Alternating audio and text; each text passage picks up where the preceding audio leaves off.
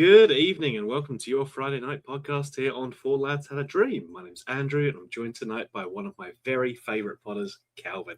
How you doing, mate? Yeah, good, mate. It's nice. I watched Wednesday's pod and I instantly started feeling like I had man flu with Stevie. I think he passed it through the screen to me as well. I did feel sorry for him for 10 minutes till he rocked up with his friends.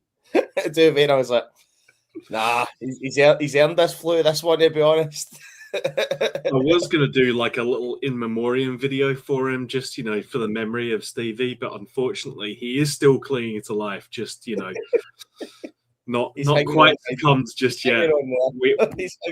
We know he's alive because he's moaning about the VAR show in our chat at the moment, so even Willie Collum hasn't managed to kill him off yet. But I think he made it closer, though.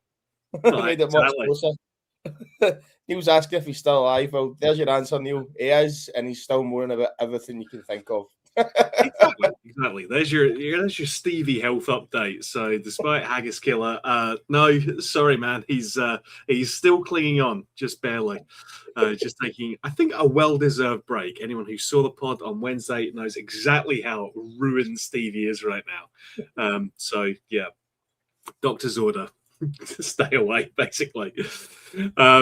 So yeah, Calvin, Friday night, fantastic to be here, obviously, because the week's done and we go into the weekend still with that hope and optimism. Rangers haven't taken it away yet. That's for Sunday show to deal with. So yeah, I'm happy. Got a couple of bits to talk about. We're going to go through the press conference that happened earlier today. Also going to look at the VAR show, which came out at 6 p.m., which I'm sure will answer all our questions. And finally, just briefly touch on our game against Aberdeen this weekend. So let's kick off with the press conference first. Yes, sure it's Aberdeen just after what you said? I am 95% sure that we're playing Aberdeen. It's me. I'm never totally convinced who we're actually playing, So yeah, Danny Roll and Connor Barron were talking to the press, which always a good laugh to send Connor out for the Aberdeen one. It's I don't think there was much to talk about from Connor Barron's one. Obviously, talks about coming back from injury. He's excited to be back part of the team, and I think we all are, quite frankly. Calvin, he's been a miss, I think, because he's another good option to have. I think Stevie made the point a couple of weeks ago that we do seem to have very similar players in the midfield.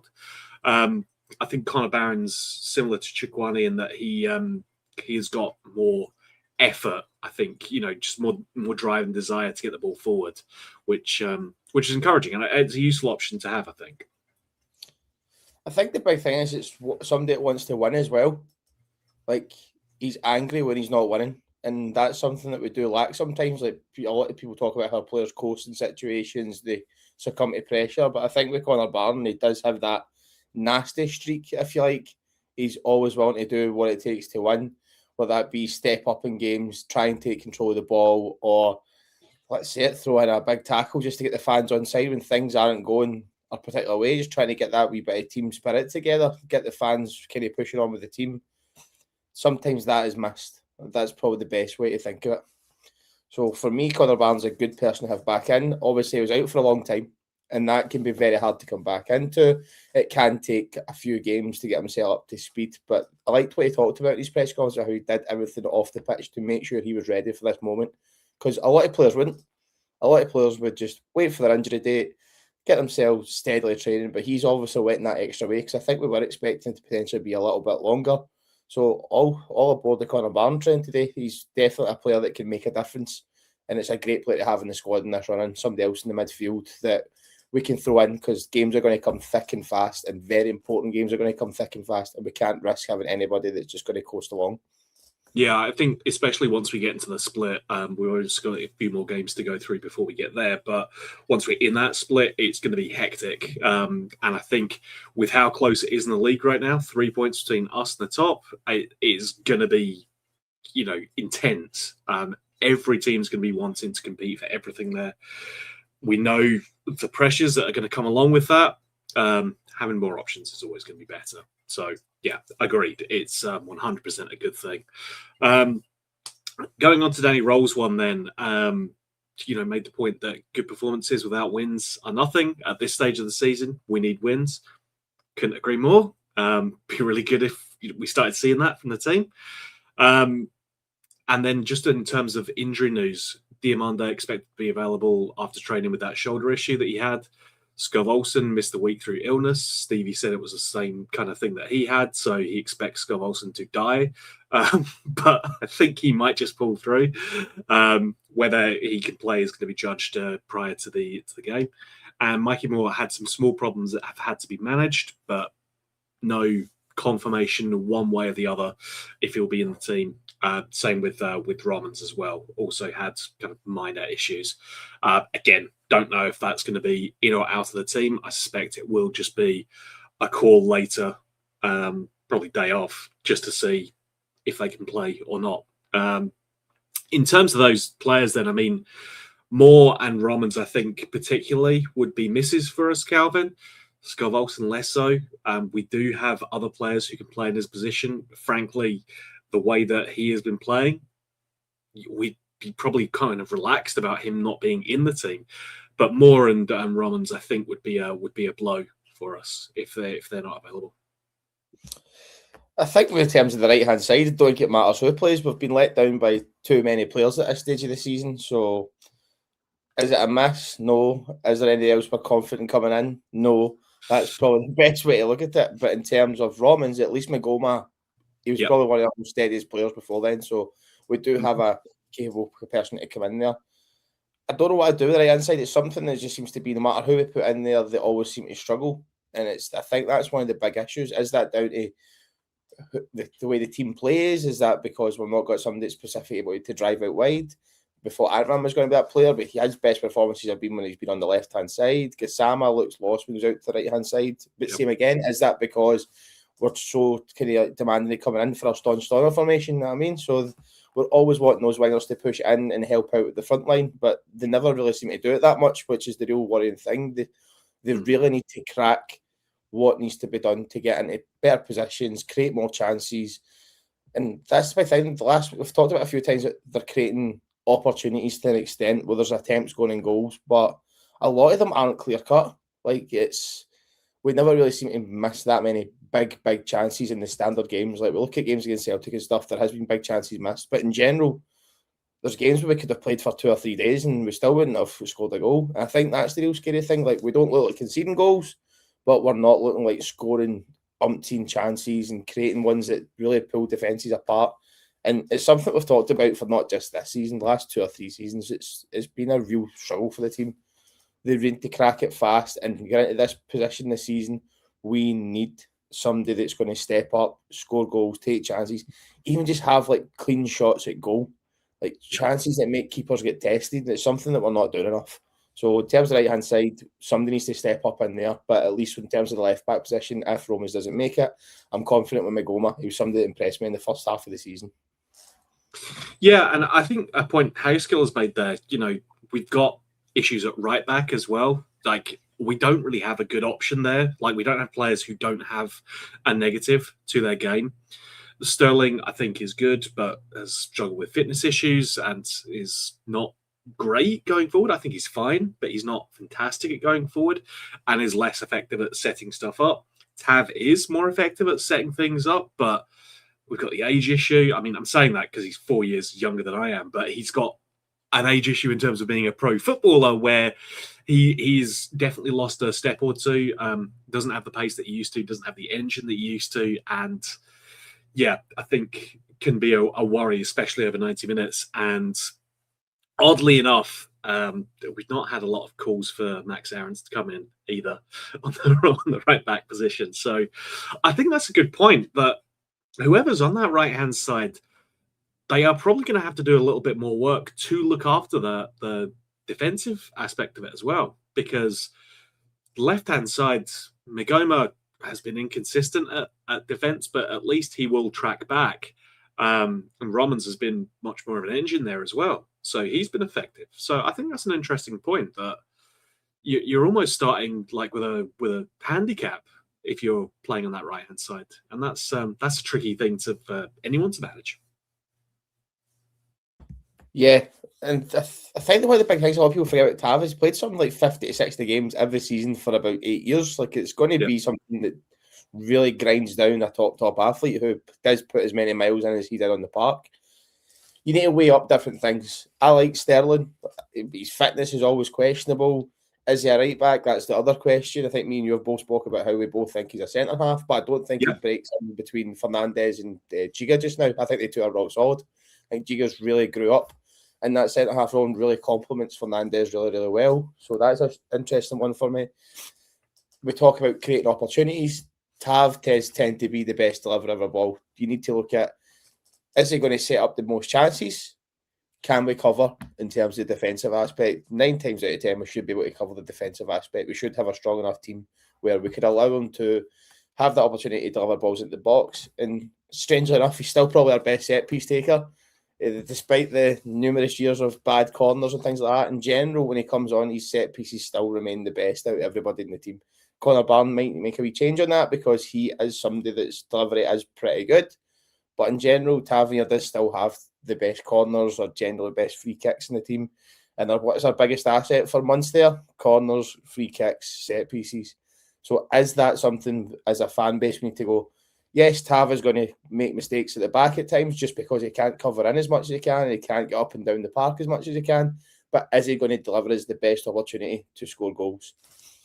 And like the last 10 years, the answer is probably yes. So do we need to consider that as a fan base to just let things slide in certain positions as long as he's put in the effort, as long as he's showing that he's a captain leader and he's still creating chances and getting the end opportunities for us as well. It's a really tough one to crack because there's going to be negatives to all, like you picked up on before. I think that's the problem. There's no obvious good answer because all of them come with downsides. And yeah, as CGM 55 points out, if only we had a young, enthusiastic player, we could plan the right. But we don't have one of those in the squad. You know, I don't know what to tell you, man. You know, no options there. I believe. Yeah, exactly.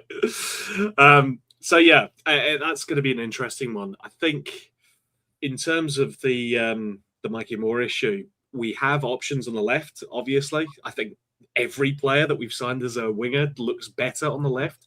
Ant-Man and Gassama in particular look lost on the right-hand side, but are definitely much more effective over on the left. So we do have options there. It's it's just a problem that we have on that right-hand side. So let's move on to everyone's favorite topic, VAR. Had a little skim through the our competitors over on YouTube doing the VAR show, and yeah, it's I'll walk you through this, Calvin, and see if you can pick up on the inconsistency that I just about spotted here, right? So the thing is, I probably don't even need to watch it to know what the inconsistencies are going to be because the same story we're told every single time that wee Willie jumps up on the screen. I mean, yeah, it's a fair point. What I have done, I have not looked at the other bits of this. I've focused purely on the Rangers ones. I don't want to get into judging other games. Don't have time for that. VAR look at a foul on Mikey Moore in the Motherwell game. And that was the one that, you know, there was a lot of conversation happened on VAR and then play got waved on. Nothing happened. We move on.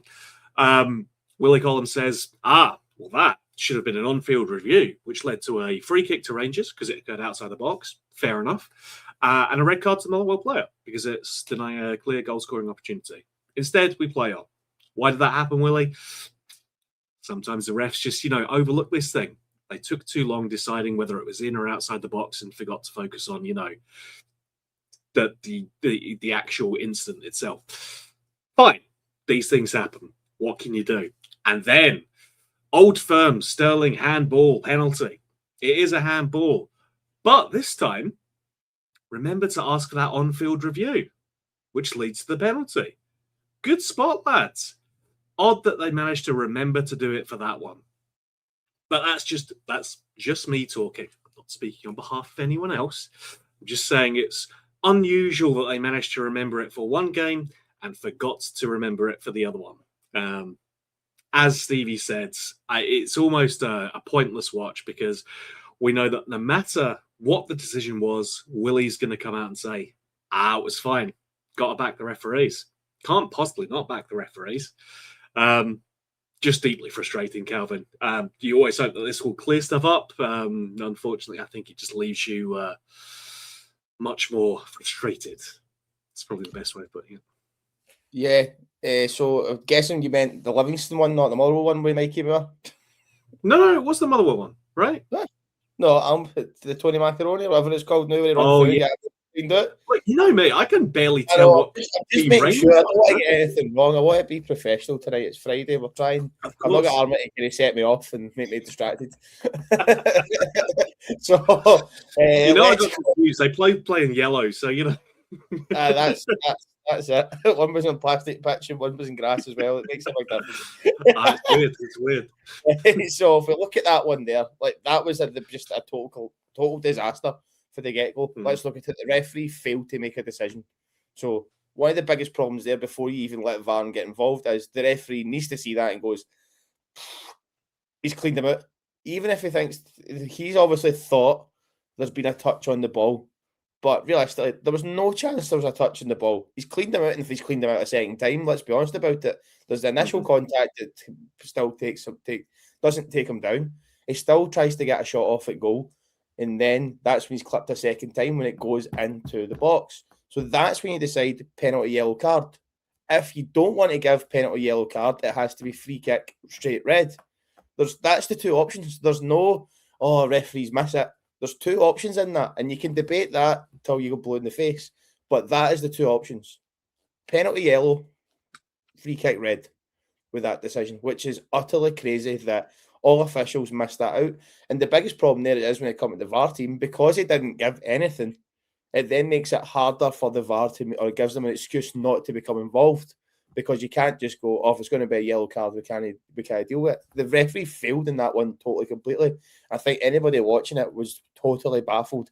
Every professional, every person in the media, people looking at it from on Sky, from all different parts of the country, that was baffling how nothing was done. We were slaughtered up and down the country in every radio show kicking about, no matter what the background was. So that's something that, as a refereeing team, and Wally and his team in VAR, they need to resolve something like that very, very quickly and deal with these big decisions, because they can't let that happen again.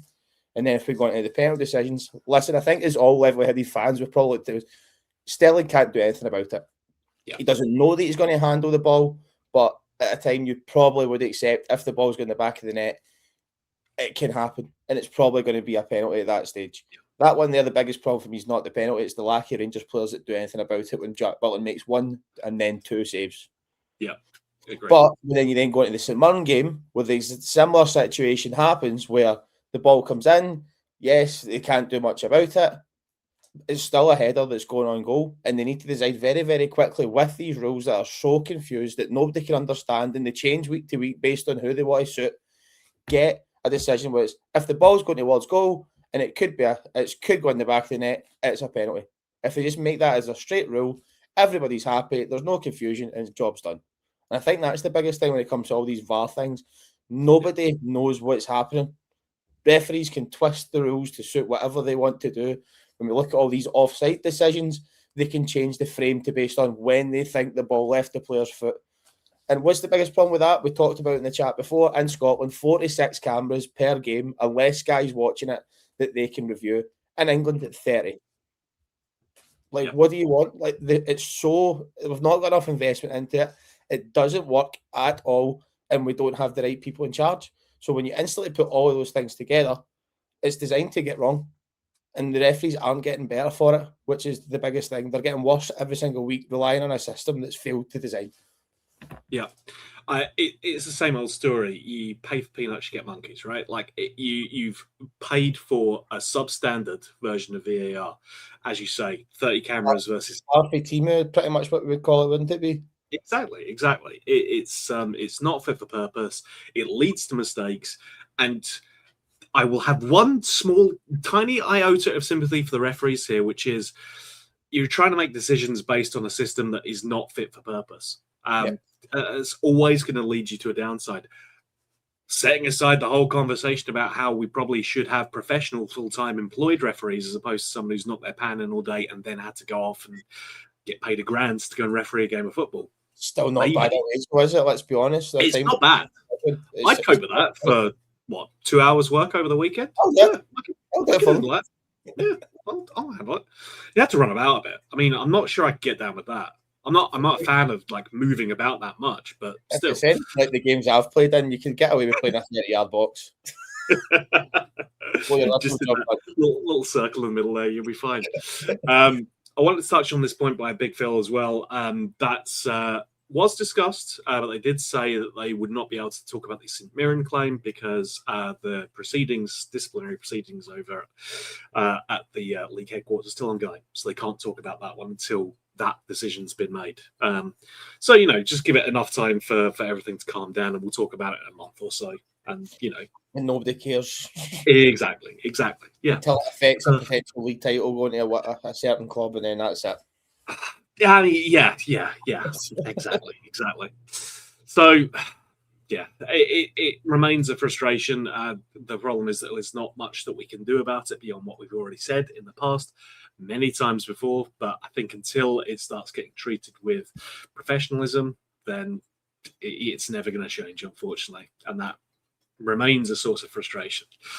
So let's move on then to, I believe, the Aberdeen game this weekend, Calvin. I believe so. We are kicking off at a really daft time, 6:15 in the afternoon, which is always what you couldn't just give us a Saturday at 3. Couldn't allow that to happen. Nonetheless, it's another opportunity for 3 points. It's at home. It's against Aberdeen, who have been no great shakes, sitting 9th in the league, haven't won a game in a good long while. So, fully expect them to play out their skins and do everything they can to pick up the draw. And they're coming in with a new manager bounce as well. So, nothing but good times ahead. Yeah, I think in terms of kickoff, it's a weird one. It depends what your day is planned. Like Saturday 3 o'clock is always a dream, but if you were planning getting up, getting out and getting your mates, getting into the town, getting a few drinks, whatever, it could potentially be a great kickoff time. The problem is when you get to the game, you're hungover by half time, so you're not allowed to have a drink or anything like that. So it's all those different things. It's to be on TV, it's to battle against the 3 p.m. kickoffs. For me, I'm not bored, regardless of whether it was 12 o'clock, 3 o'clock, 5:45, 8 o'clock. I'd be at Ibrox tomorrow. So it's just as I said, it depends. It's a harder one if you've got kids and that you're dragging about the house and things like that. There's every option you can weigh up. But if we want to look at the game in terms of that, Stevie Robinson is a manager that tends to just have a little bit of success against their team, and it's just typical that he turns up at their door right before they plays against us, because he's a good manager. Let's be honest about it. He didn't have a great run at the end there with St Mirren, but they seem to have got their cup in the middle of the season, and then it all went pear-shaped. Players got too big for their boots based on some of the comments he was coming out with. But we should have enough to beat Aberdeen tomorrow. Like, they have put in a couple of good performances over the last few months based around who they're playing, but we know this is their cup final, and if our players don't understand that at this stage, even the new boys, there's something mentality wrong in that team. We should be out there and running over the top of Aberdeen tomorrow, regardless of injuries, regardless of anything else. We've got something massive to play for.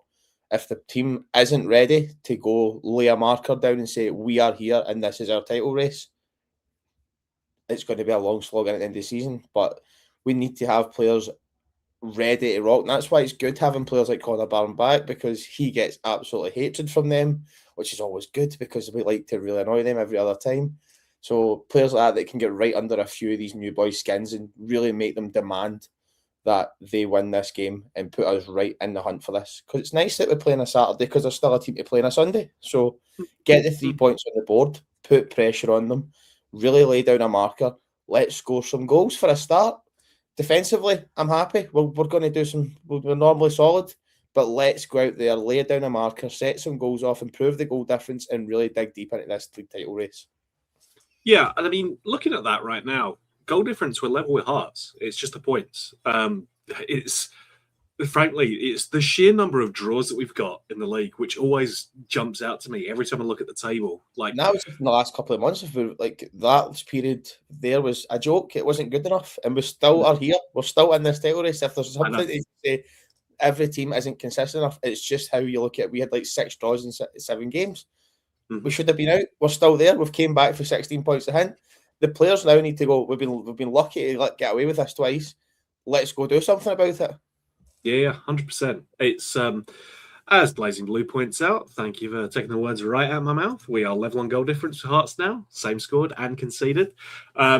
So we know that we are on at least same as the team at the top of the table in terms of the form, but it is that number of draws. We've drawn twice as many games as Hearts have, and we've won 3 fewer games, and yet we still find ourselves only 3 points behind. So it's ridiculous.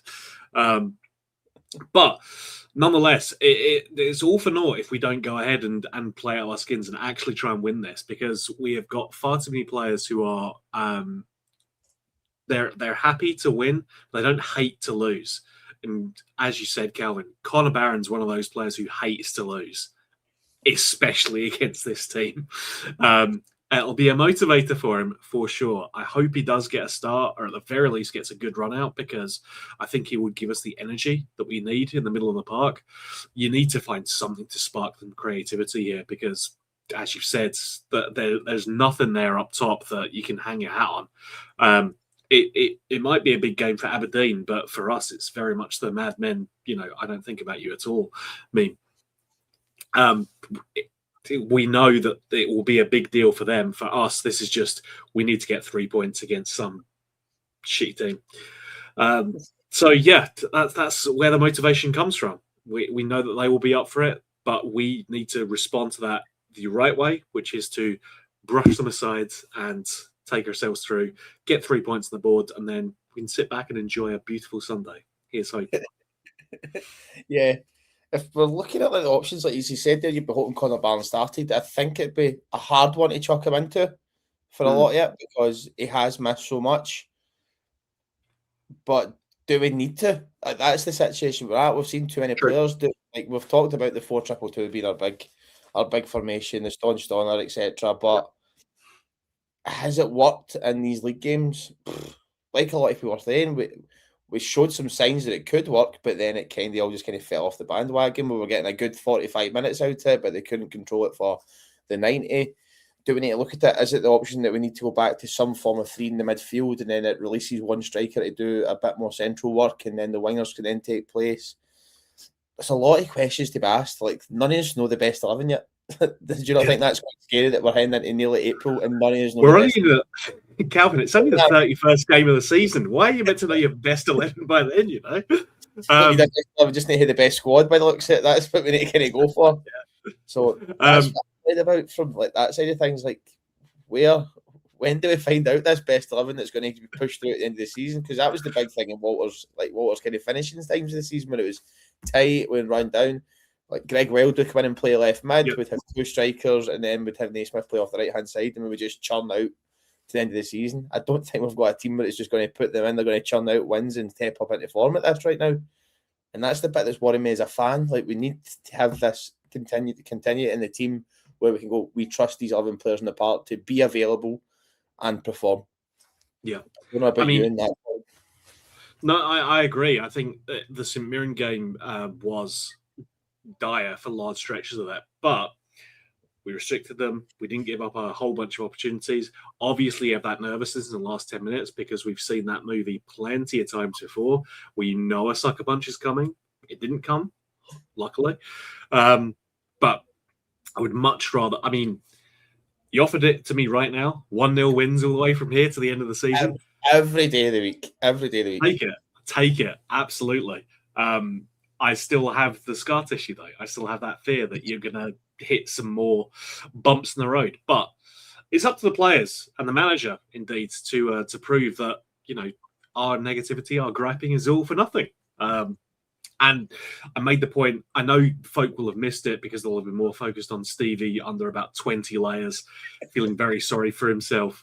But I made the point that we need to do something different with our attack, because the 2 strikers for all that we were excited about it hasn't worked. We need to do something different there, whether that's changing the style of play, whether that's, as you say, Calvin, throwing another body into the midfield, or if it's swapping out personnel, giving Miovski a run and praying that unlocks something. something magical happens. Maybe he'll find motivation against Aberdeen. Who knows? But something has to change up there because we cannot keep riding our luck. And it absolutely feels like that's what we did against St Mirren. You're just hoping to avoid that sucker punch. I don't want to be in that position. I'll take the 1-0 wins. But my blood pressure might not cooperate with me on it. I'd be much happier if we could just brush them aside 3-0 early doors, and then I can enjoy the rest of my day in the pub.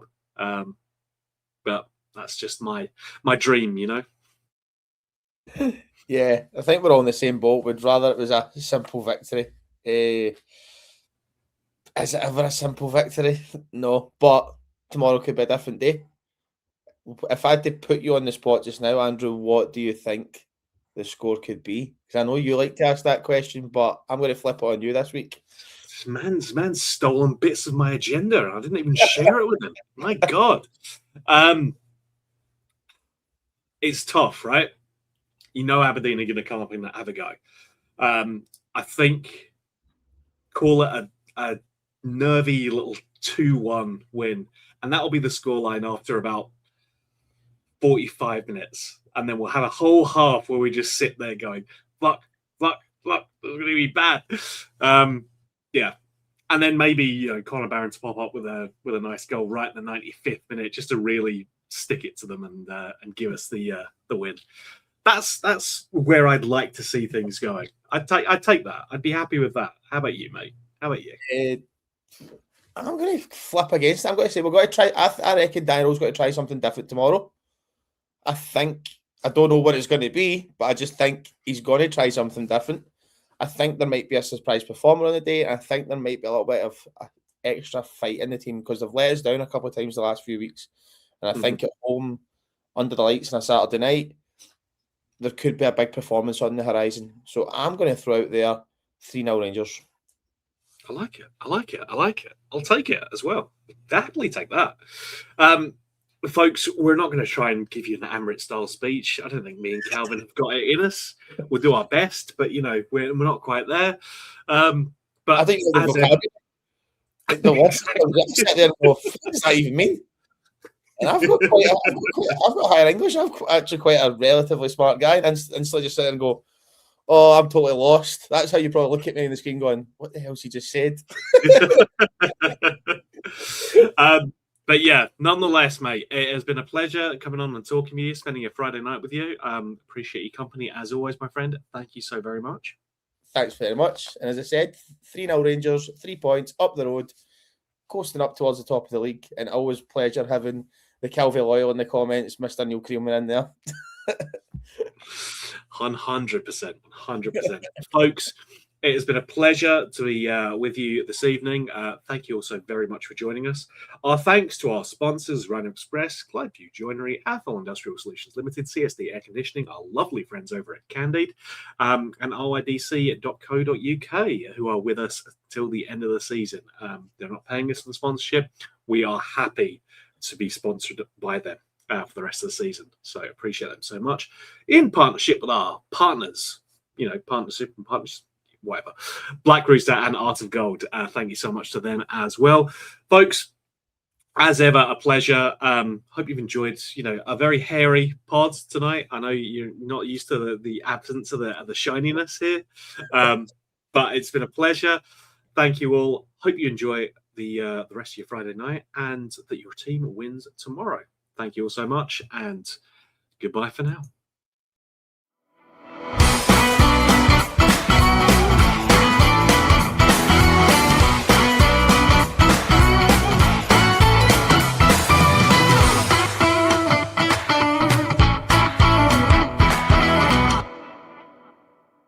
The Four Lads podcast is sponsored by Rhino Express, Clydeview Joinery, Athol Industrial Solutions Limited, and CSD Air Conditioning, in partnership with Black Rooster and Art of Gold. Thank you for listening to or watching the podcast. We hope you enjoyed the show.